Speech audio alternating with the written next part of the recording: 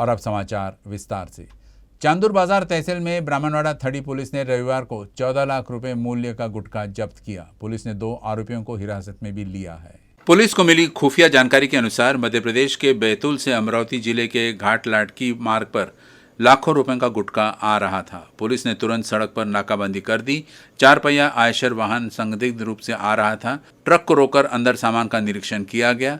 प्रतिबंधित पान बहार, पान पराग, गर्म गुटखा, खाकी सफेद पाउच, माल की कुल कीमत 14,20,000 रुपए के साथ आयशर वाहन की कुल कीमत 24,20,000 रुपए है।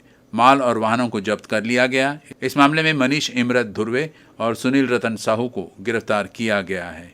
मध्य प्रदेश के तुखैथेड़ में 3 चोरों ने अन्नपूर्णा ज्वेलर्स में सेंधमारी कर 20 लाख के जेवरात पर हाथ साफ कर लिया। फिलहाल पुलिस आरोपियों की तलाश कर रही है। मेलघाट से महज 25 किलोमीटर दूर मध्य प्रदेश के तुखैथेड़ में 3 चोरों ने अन्नपूर्णा ज्वेलर्स के शटर खोलकर शनिवार की आधी रात को दुकान में रखे सोने चांदी के जेवरों सहित 20 लाख रुपए चुरा लिए। इस घटना से मध्य प्रदेश के खानखर थाने में हड़कंप मच गया। एक जौहरी की दुकान से चोरी करने वाले वही चोर कैमरे में कैद हो गए हैं। पुलिस मामले की जांच कर रही है और विश्वास है कि जल्द ही आरोपी को गिरफ्तार कर लिया जाएगा। अमरावती सांसद नवनीत राणा कई कारणों से हमेशा ही चर्चा में रहती है। फिलहाल वे एक ऑडियो क्लिप को लेकर सुर्खियों में है। क्लिप में एक महिला ने उनसे युवा स्वाभिमान पक्ष के कार्यकर्ता की शिकायत की, लेकिन सांसद राणा ने शिकायत सुनने के बजाय महिला से उल्टा सवाल पूछ लिया। क्या है ये पूरा मामला, जाने इस रिपोर्ट के जरिए। एक पीड़ित महिला ने सांसद नवनीत राणा से शिकायत की कि युवा स्वाभिमान पार्टी के कार्यकर्ताओं ने उनके साथ धोखाधड़ी की है। इसके लिए उन्होंने सांसद नवनीत राणा को फोन कर अपना हाल बताया और पार्टी कार्यकर्ताओं से सहमति देने का अनुरोध किया। महिला की आपबीती सुन सांसद नवनीत राणा खफा हो गई और उल्टा पीड़िता से ही सवाल पूछ लिया। नवनीत राणा की मोबाइल पर बातचीत का ये ऑडियो क्लिप फिलहाल वायरल हो रहा है। माझा तर नंबर ब्लॉक केलाच होता, घरमालकींचा नंबर ब्लॉक केला गेला। कोणी?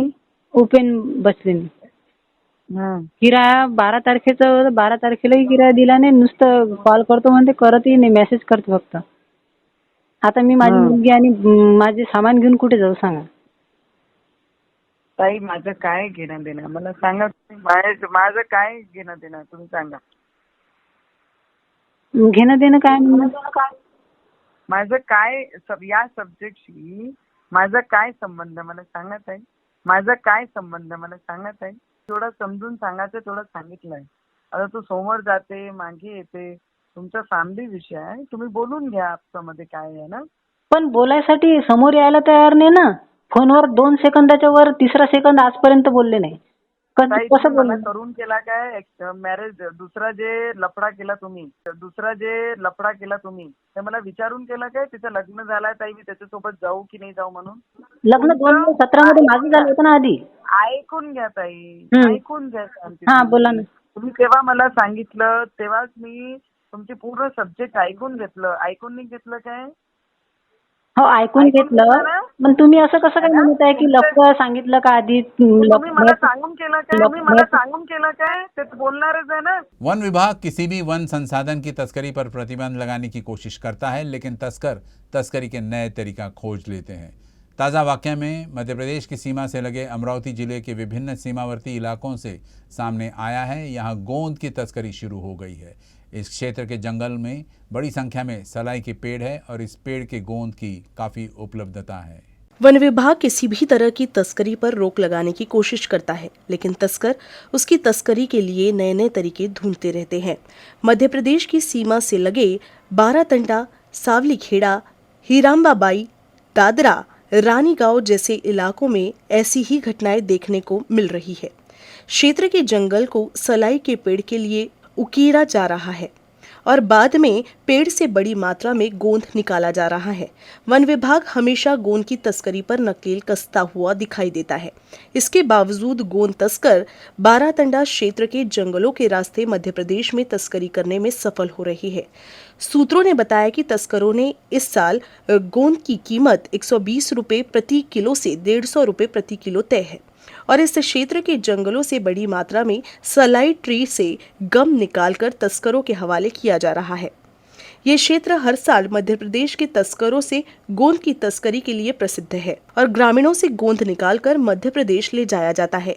मेलघाट में जंगल के पास के गांव में कुछ तस्करों ने कैंप लगा रखा है। कुछ गरीब मजदूरों को गोंद निकालने के लिए पैसे का लालच दिया जाता है।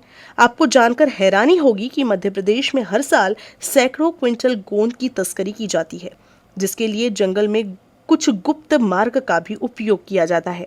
पर्यावरणविद मांग कर रहे हैं कि वन विभाग इस गोंद की तस्करी पर रोक लगाए। जंगल की आग से हर साल लाखों रुपयों का नुकसान होता है। वन सुरक्षा के लिए फायर लाइन के सभी कार्य आमतौर पर वन विभाग द्वारा 15 फरवरी से पहले पूरे कर लिए जाते हैं। हालांकि आग लगने की घटना को देखते हुए इस वर्ष अमरावती जिले के मेलघाट में वन विभाग अत्याधुनिक उपकरणों का प्रयोग करेगा।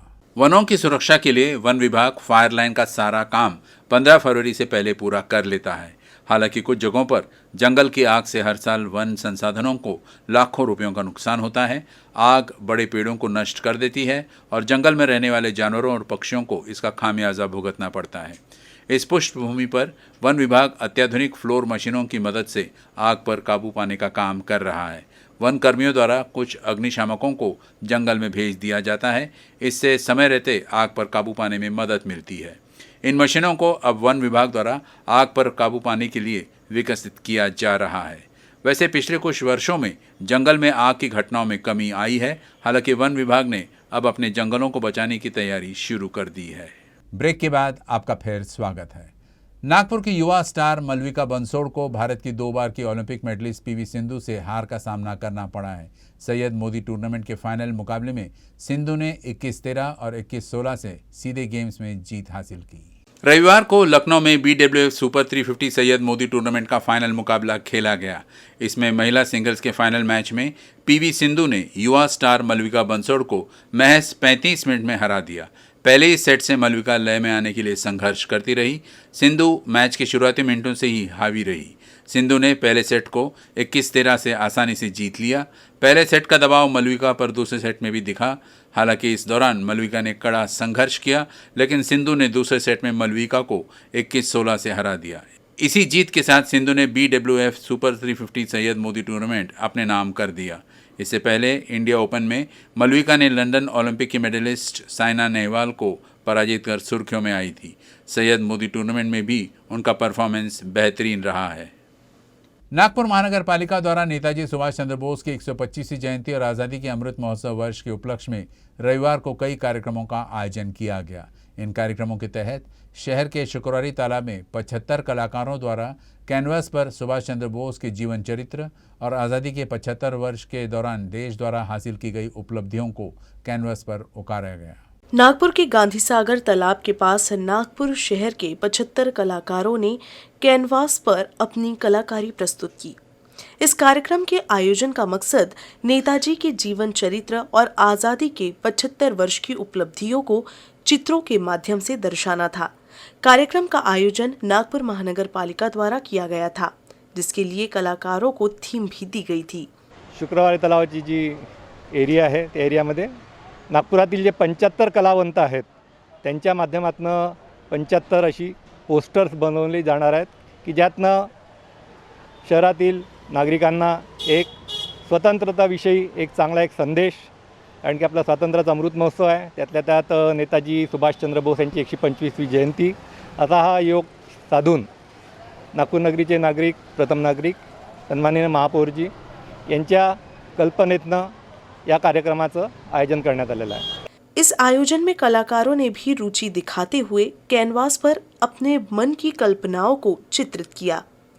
कुछ कलाकारों ने देश के साथ ही बीते 75 वर्षों में नागपुर शहर द्वारा हासिल की गई उपलब्धियों को कैनवास पर उकेरा। आपण या 75 वर्षात काय काय अचीव केलं, म्हणजे आपण फ्लायओव्हर्स बांधले इतक्या वर्षांमध्ये, त्याच्यानंतर जे आपलं काही चंद्रयान आपलं ठीक आहे फेल झालं, पण तरी आपण प्रयत्न नक्की केला। त्याच्यानंतर कॅशलेस ट्रान्झॅक्शन्स आपल्याकडे नव्हते पूर्वी, आपण सुरू केले, मेट्रो सुरू केली। त्याच्यानंतर फॅक्टरीज, आपण अकॅडमिकमध्ये सुद्धा बरीच प्रगती केली आणि त्याशिवाय आपण जगात शांतता पण प्रस्थापित करण्याचा प्रयत्न करतोय। इस आयोजन का सारा खर्चा महानगर पालिका द्वारा वहन किया गया और कलाकारों को मानधन भी दिया गया। आज़ाद हिंद सेना के संस्थापक नेताजी सुभाष चंद्र बोस की रविवार को 125वीं जयंती मनाई गई। इस मौके पर अमरावती में शिवाजी कृषि जैव प्रौद्योगिकी महाविद्यालय परिसर में नेताजी सुभाष चंद्र बोस की पूर्ण लंबाई वाली प्रतिमा पर माल्यार्पण किया गया। इस अवसर पर नेताजी स्मृति समिति के अध्यक्ष पूर्व राज्य मंत्री सुरेंद्र भोयर, नेताजी सुभाष चंद्र बोस द्वारा स्थापित बाल वीर सेना के सैनिक सर्जेराव गलपट, प्रधानाचार्य दीपाली भरसाकड़े, शिवाजी शिक्षण संस्थान के कार्यकारी सदस्य नरेश पाटिल आदि उपस्थित थे। भारत सरकार नेताजी की 125वीं जयंती के अवसर पर दिल्ली के इंडिया गेट पर नेताजी सुभाष चंद्र बोस की प्रतिमा लगाई है। नेताजी की बालवीर सेना के एक सिपाही सर्जेराव गलपट ने कहा कि यह हर भारतीय के लिए गर्व की बात है और प्रधानमंत्री नरेंद्र मोदी नेताजी के सपनों को साकार कर रहे हैं। नेताजी सुभाषचंद्र बोसचा इंडिया गेटवर पुतळा बसवला जात आहे आणि हे स्वप्न आझादी फौजच्या सेनेचे जेव्हा वर्णन आलं, मागणी आली, आमचे मेजर जे डी बख्शी यांनी जेव्हा सांगितलं कि नेताजी की फौज में उस ज़माने में 60 लाख लोग थे, उसमें से 24,000 लोग शहीद हो गए, 24,000 लोग शहीद हो गए, तो उनके शहीद की जिम्मेदारी किसने लेनी चाहिए? आज की सरकार ने। आणि म्हणून ते नेताजीचं स्वप्न जे आहे ते मोदीजी आज पुतळा बसवून साकार करतात आहे आणि तो पुतळा पाहिल्यानंतर प्रत्येक भारतीयाची छाती होईल आणि ते रक्त राष्ट्रभक्तीचं जळजत राहील आणि तेजत राहील आणि तेज राहावं हेच मोदीजी करतात। अमरावती जिले के अब धीरे धीरे एसटी की सेवा सामान्य होने लगी है। कुछ कर्मचारियों के काम पर लौटने से जिले में 8 बस स्टैंड से 40 बस 108 फेरी लगा रही है, जिससे यात्रियों को थोड़ी सुविधा हो रही है। एसटी कर्मचारियों के हड़ताल के बावजूद अमरावती जिले के 8 बस स्टैंडों से 40 बस प्रतिदिन 108 फेरी पूरी कर रही है, जिससे प्रतिदिन 3,45,483 रुपए की आय हो रही है। हालांकि एसटी की सेवा अभी पहले की तरह सामान्य नहीं हो पाई है, लेकिन यात्रियों की सुविधा के लिए राउंड ट्रिप शुरू कर दिया गया है, जिससे सबसे ज्यादा यात्रियों को सुविधा हो रही है। एसटी के प्रतिदिन 108 फेरी के माध्यम से 7,749 किलोमीटर की दूरी तय की जा रही है। अमरावती से नागपुर के लिए फिलहाल जिले से लगभग 25 राउंड ट्रिप शुरू की जा चुकी है और अन्य शहरों के लिए भी कुछ नियमित राउंड ट्रिप शुरू हो गई है।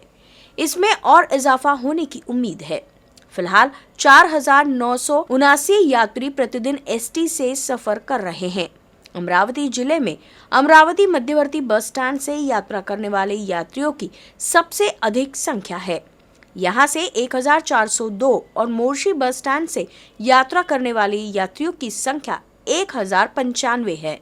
स्थानीय भानखेड़ा मार्ग पर निर्माणाधीन विश्व स्तरीय संत कंवरराम धाम में 24 फरवरी को सिंधी समाज के देवता संत कंवरराम साहिब के नाम पर पीठाधिग्रहण समारोह का आयोजन किया जाएगा। इस अवसर पर राष्ट्रीय स्वयंसेवक संघ के सर संघचालक डॉक्टर मोहन भागवत, प्रयागराज के शंकराचार्य जितेंद्रनाथ महाराज, देवस्थान मठ के महंत और सिंधी समुदाय के संत और महापुरुष पधार रहे हैं।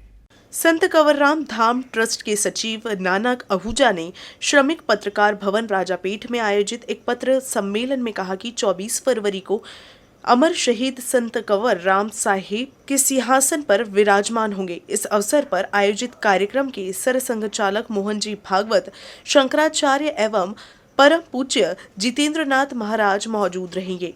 कार्यक्रम में शामिल होने के लिए संत साई साधराम साहिब को भी आमंत्रित किया गया है। इस अवसर पर शादानी दरबार के अष्टम ज्योति के संत युधिष्ठिर लाल साहिब, शिव शांति बाबा, असूदरम आश्रम के संत पहुराम साहिब, प्रेम प्रकाश आश्रम के स्वामी भगत प्रकाश साहिब, साई वसंत शाह दरबार उल्हासनगर के साई ओमीराम और विभिन्न शहरों के संत मौजूद रहेंगे। इस मौके पर संत कंवरराम के पौत्र संत साई आशालाल साहिब मौजूद रहेंगे। प्रेस वार्ता में संत साई राजेश लाल, नानक आहूजा, पूज्य पंचायत के अध्यक्ष कंवर नगर वासुदेवरानी, उपाध्यक्ष कोटराम रायचंदानी, पूज्य पंचायत दस्तूर नगर के अध्यक्ष जयप्रकाश हसनवानी, पूज्य पंचायत रामपुरी पंचायत के अध्यक्ष डॉक्टर इंद्रलाल गमीनानी, पूज्य पंचायत बडनेरा अध्यक्ष चंदुमल बिलदानी, संत कंवरराम धाम ट्रस्ट आदि उपस्थित रहेंगे। इस अवसर पर उन्होंने कहा कि उपयुक्त कार्यक्रम में देश की धार्मिक, सामाजिक, पंचायतों और सांस्कृतिक संस्थाओं से जुड़े कई नागरिक बड़ी संख्या में भाग लेंगे।